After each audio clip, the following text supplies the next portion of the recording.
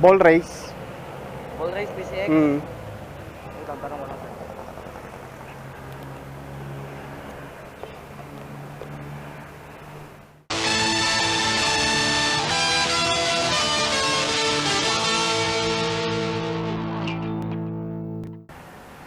Dapat yan dire-diretso, pero pagdating sa gitna, humihinto siya. Maano mo yung kanto. Oh. Tingin ko ball race talaga to.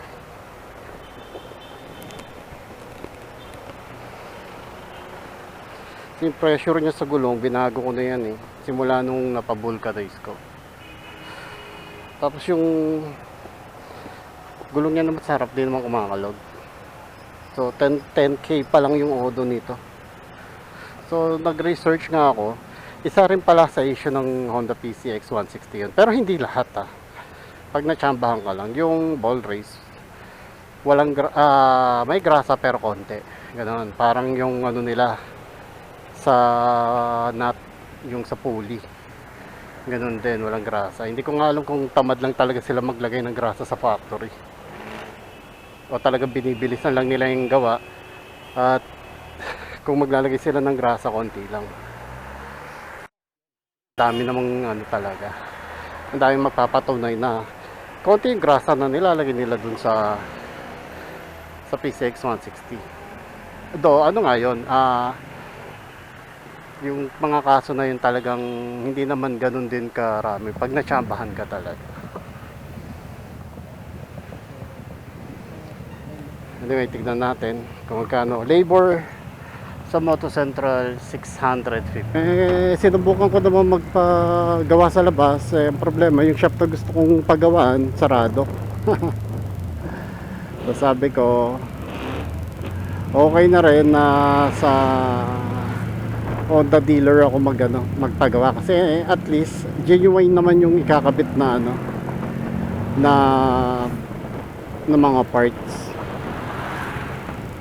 So yun, nadali tayo na kaltasan tayo ng 1,370. Ang labor nila ay 650, yun, the rest pyesa na. So yun nga, pan checking yung luma kong ball race, talagang may kalawang na. So sabi nga ng mekaniko, sira na rin talaga. Kumbaga palitin na yon, palitin na talaga. Kasi nga ramdam ko na rin eh. Iba talaga yung ano niya, yung kabig niya, lalo na pag mabagal ka. Akala mo nalulubak ka pero hindi naman. Lalo na pag dadaan ka sa mga linyang yung puting linya sa kalsada, 'di ba makapal 'yun. Pag dadaan ka ron, medyo gumigewang siya. Yung literal na kala mo tinabig yung manibela mo pakanan o pakaliwa kapag ka nadadaan ka sa linya sa kalsada. So yun nga, ang assessment ko kasi nung una, sabi ko baka PSI lang ng gulong, lalo na yung gulong sa likod, which is pwede kasing mangyari talaga kasi nga nung nagpa-vulcanize ako, matigas talaga yung gulong ko. Winombahan sa vulcanizing shop, so hindi ko na na-check kung ano yung PSI nya. So sinubukan kong itama.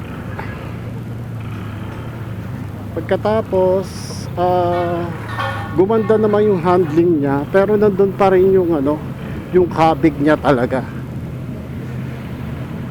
So sabi ko pwedeng hindi PSI ng gulong ang problema.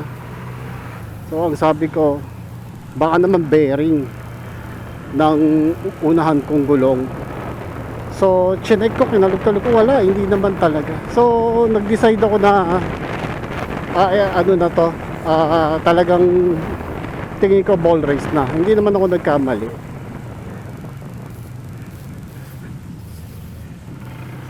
Ball race nga. So pero tingin ko masyadong bata ang 10,000 kilometer para magpalit ka ng ball race. Lalo na hindi naman masyadong gamit. Ang naging problema lang talaga, sa lugar namin may ginagawang kalsada. Lagi ako dumadaan dun sa lubak na yun. Yung kalsada na yun, kunyari gagawin nila ngayon, tapos susunod may kalsada sila uling gagawin dun sa lugar na yun. So hindi nawawala yung lubak talaga.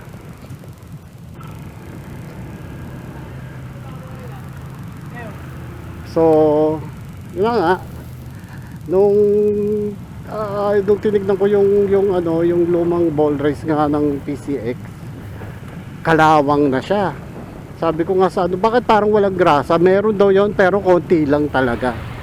So ngayon, yung mekaniko, ang ginawa niya, inano niya na talaga, pinaliguan niya ng grasa. Pero anyway, nakita ko naman kasi na inano niya ng grasa. Talagang dinamihan niya yung grasa. So ngayon, very good na uli yung handling ng PCX 160 natin. At pwede na uli igala to. So advice ko lang, kapag may nararamdaman kayo kahit konti, ipacheck nyo na para hindi na lumala. Kasi delikado yun kapag lumala pa, hindi mo alam, baka magkaroon pa ng komplikasyon. So yun lang, sana may napulot kayo kahit konti. Ride safe. Adios. Good boy talaga. Good boy yan.